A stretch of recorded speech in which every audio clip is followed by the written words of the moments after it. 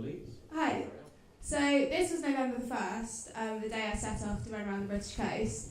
It was about 8 months prior to that I'd actually decided it might be a good idea to go and do this. About a week after I decided to go, I went home to where I'd lived in Northampton for my whole life and went for a run and got so lost a mile from home my mum had to come and pick me up. So that didn't really bode very well. So the next week I thought, well, I better prepare for this big run, and I went and bought a notebook, which I found last week completely blank, except for it said run the coast. So I hadn't done any planning.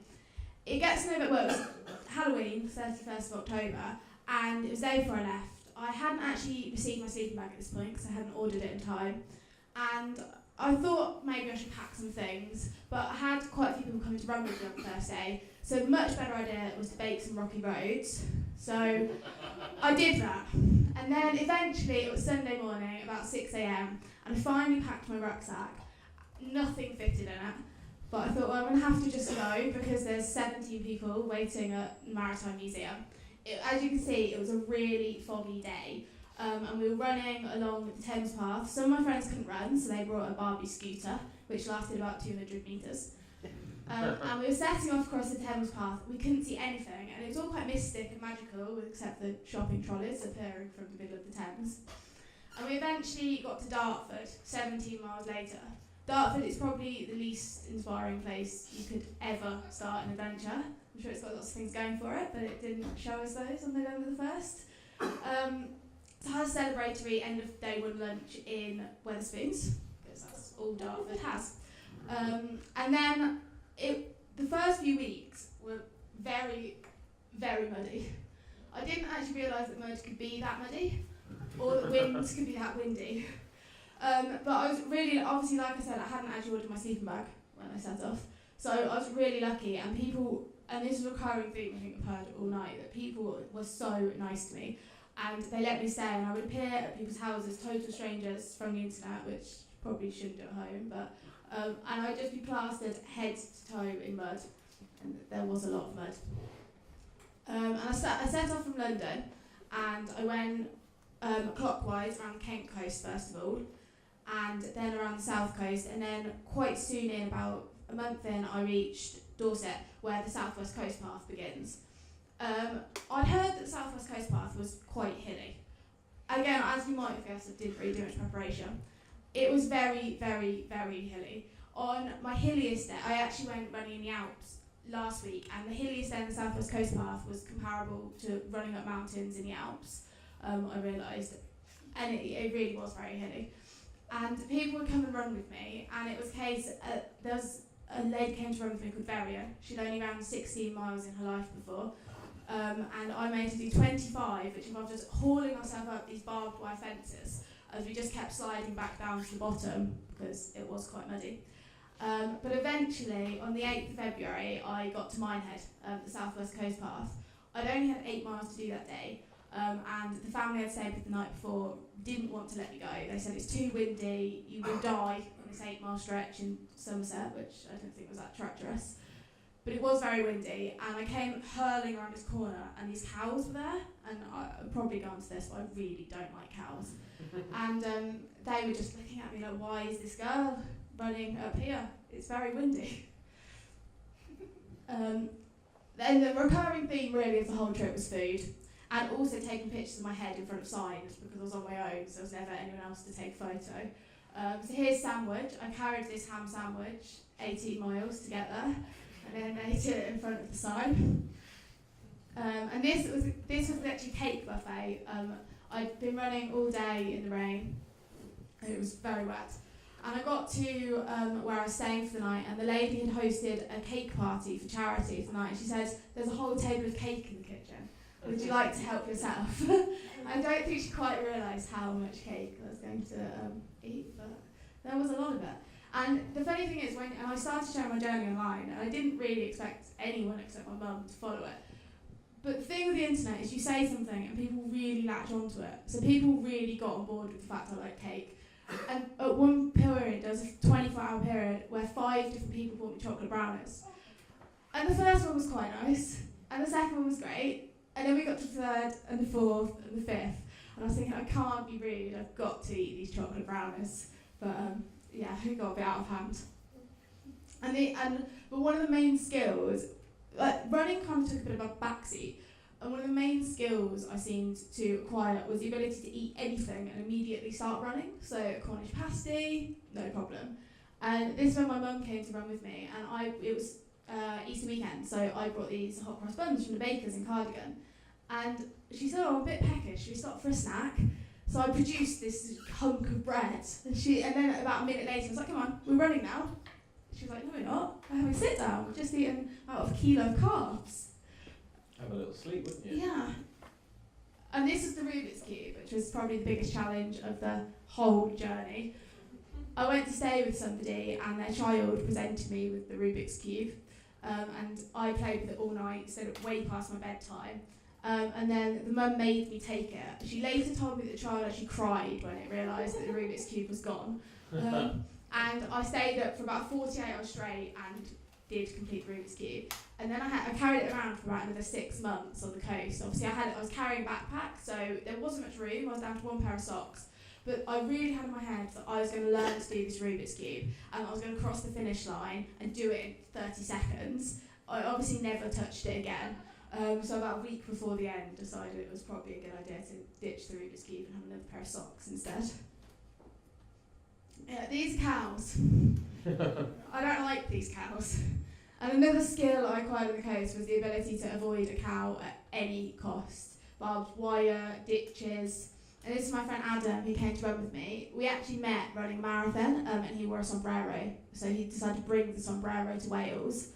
And I'm on a start safely on the inside of the fence taking this photo, and I made him go through these cows. I then wimped out, and I went a really long route around the A road, while Adam was just amongst the cows.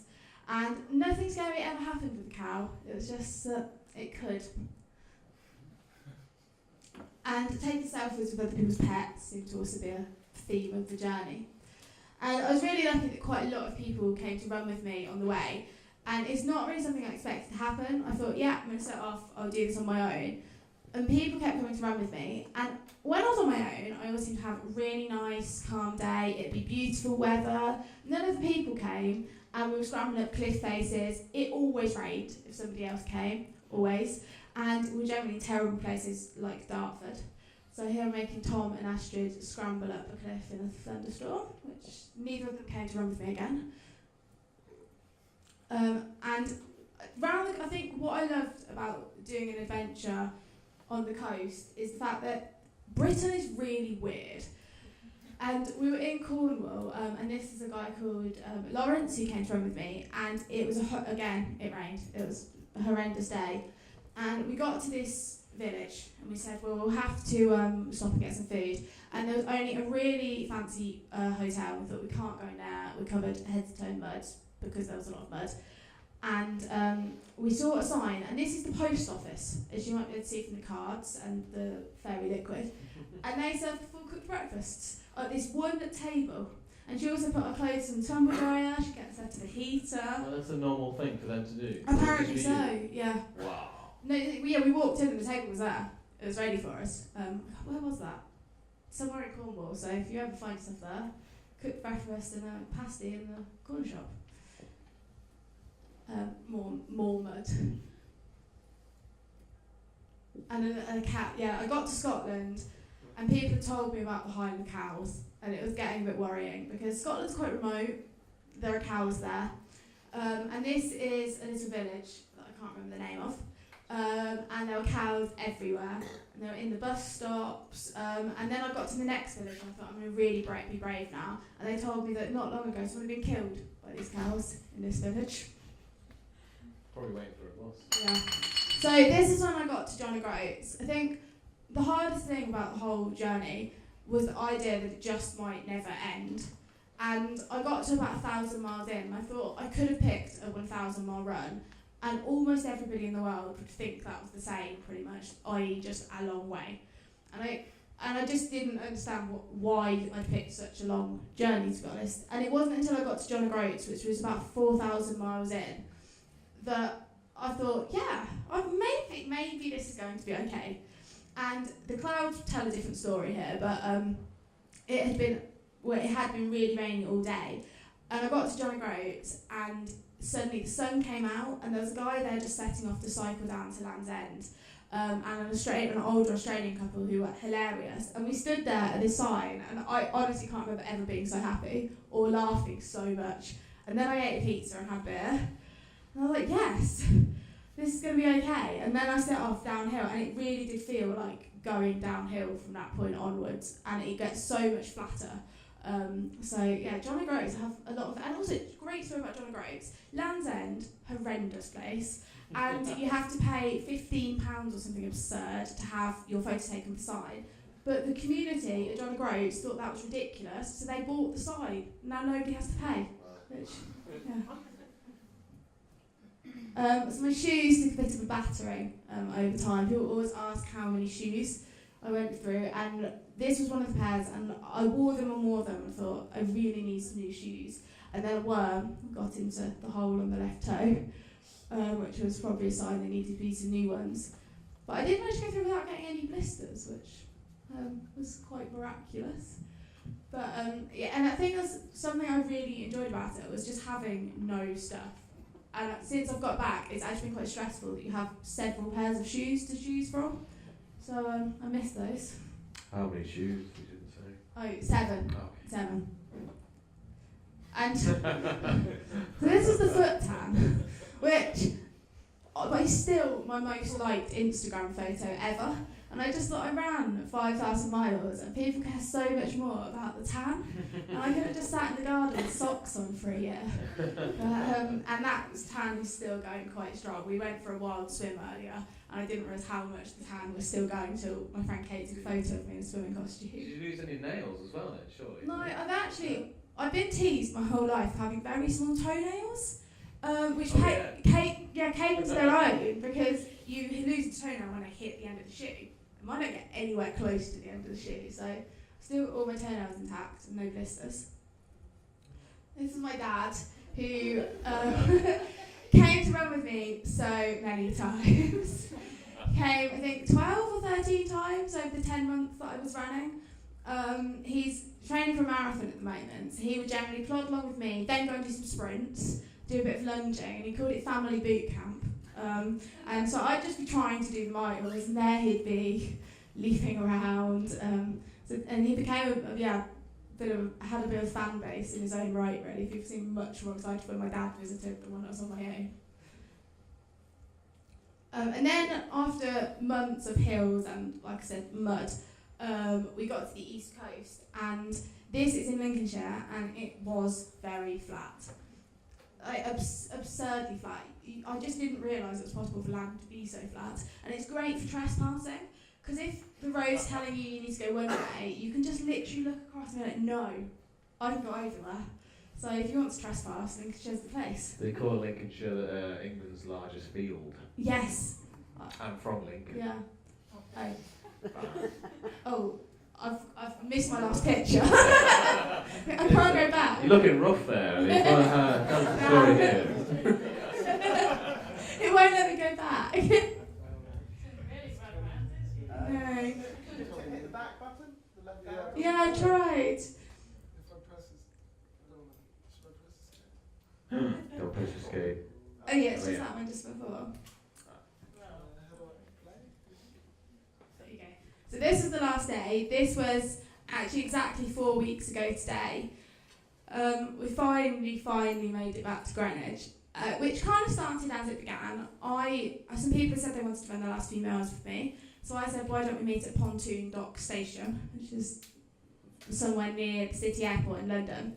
And I didn't want to be late, so I had to set off hours early and ran the first 10 miles by myself. And I thought, oh, there'll be a cafe or something in Pontoon Dock. Pontoon Dock has nothing. Absolutely nothing. So I spent the last 2 hours before I finished just sitting on a slab of pavement at the station, minding the time away. Went and filled my water bottle up in a local hotel with some lukewarm toilet water. And then, some people came to run the last day, and we ran through to Greenwich, which was so nice. But there were obviously quite a few people who had come to wave me in, which was lovely. But they had told another group of people to say my name. So I'm running in and they're shouting Elise, and I get into this group of people and I realise I don't know anyone, and they're not the right group of people. So I then had to run up the hill to where the balloons were. 5,000 miles later. 5,000 miles later. Yeah. That's a